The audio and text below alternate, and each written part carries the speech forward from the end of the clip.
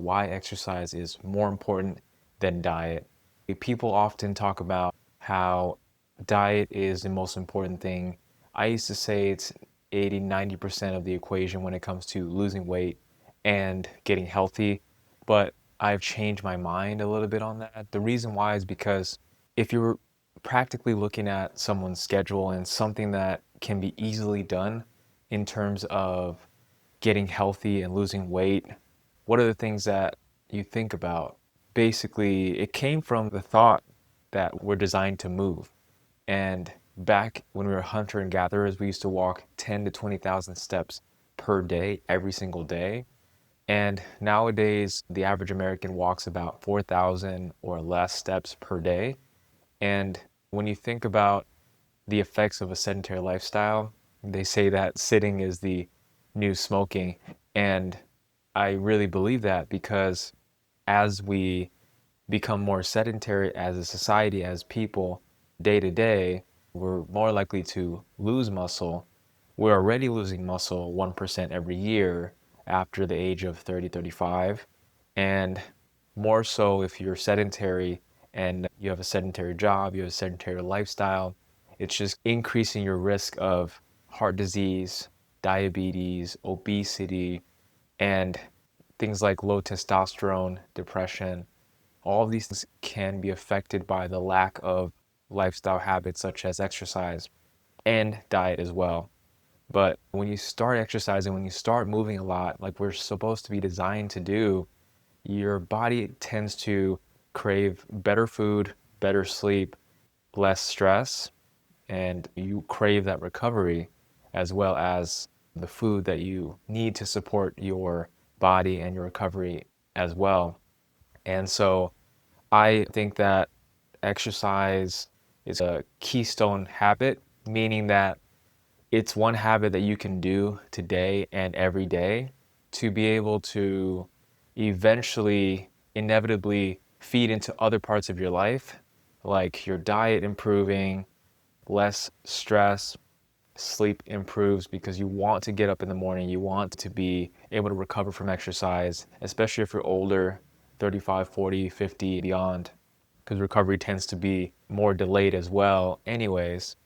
And so exercise gives you that momentum to build more motivation and discipline along the way, or you have to have that discipline before you start developing more of the routine of the momentum to get there, right? And to keep going. And no one fixes their diet while sitting on the couch feeling like garbage, right?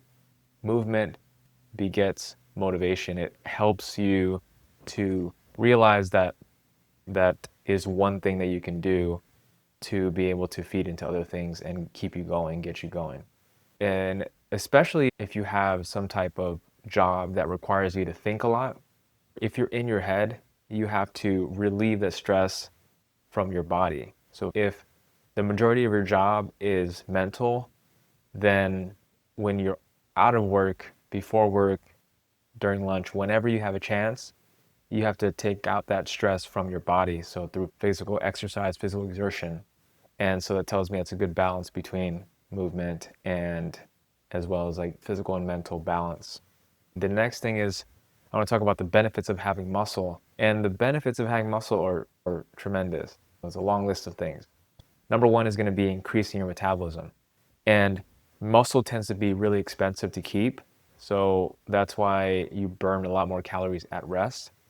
And so that's something to keep in mind as one of the benefits. Number two is improving your insulin sensitivity, being that the response of your body to release insulin, and even with the small exposure of glucose or carbohydrates or sugar, you're able to better have sensitive insulin receptors in your body to be able to uptake that glucose and that sugar to use for energy. Super important for better blood sugar control and less chance of body fat storage.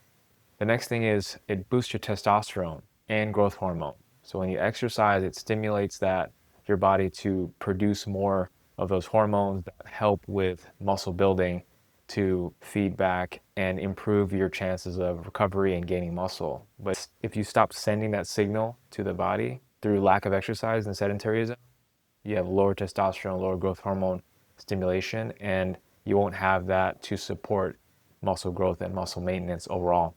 The next thing is muscle protects joints and also protects the spine.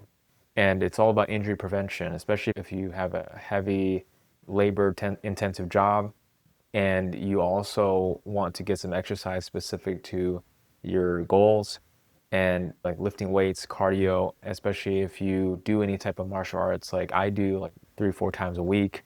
It's hard on the joints, hard on the ligaments and the muscles. So you want to be able to recover from those, and muscle tends to help you prevent injury. So the next thing is going to be reducing the risk of falls and frailty with aging. As you age, you lose that coordination in your gait and your walking, and you want to be able to continue to work on your muscle so that way you can prevent things like falls. And if you do end up falling and you don't have a lot of muscle, then you're less likely to have optimal recovery for that afterwards. So super important for that as you age. Next thing is muscle improves mental health and reduces anxiety depression. So having muscle or exercising in general increases things like endorphins, which are a natural painkiller. It also increases serotonin, which is good for regulating your mood, for decreasing anxiety depression. So it's super helpful for mental health, and it's kind of like a natural antidepressant.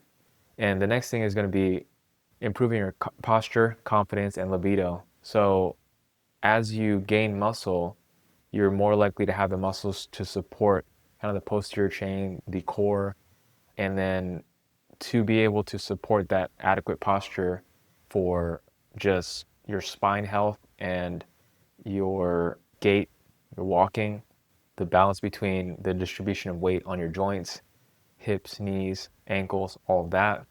And it also, with that posture, also it increases your confidence because you're able to stand up straight, you're able to be confident in yourself, and that's super important when it's tied to your motivation to continue to train and to continue to make yourself more healthy.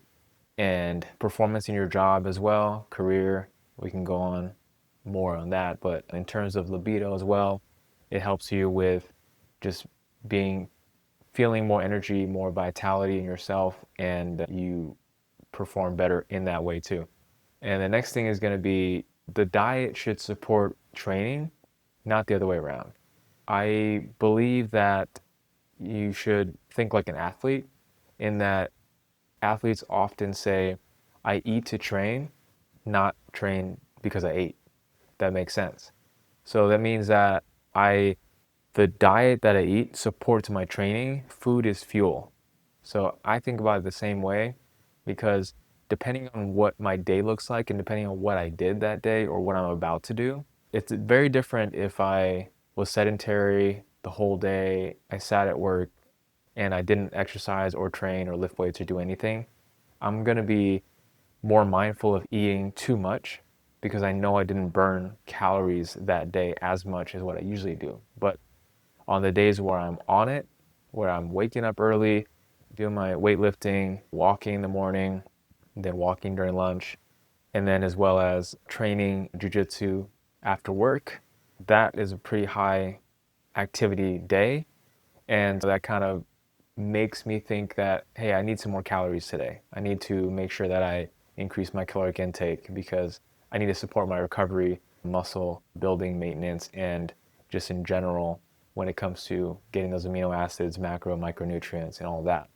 So it's a very different mindset when it comes to getting into those types of situations where you're balancing between what kind of activity I did and balancing that with matching it with your intake. So when you prioritize performance and movement, your body naturally adapts to healthier diet. So just hitting on that point. So in short, the final message is diet without movement equals short-term results. Movement makes your brain sharp, hormones balanced, and metabolism on fire.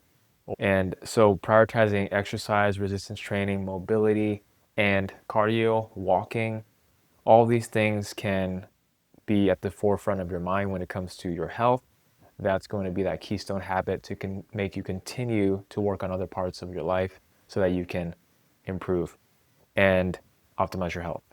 So let the food choices support training, goals, and recovery, and know that whatever you eat and drink should be correlating to the activity level that you had that day and support your goal, not the other way around. So, hope that was helpful.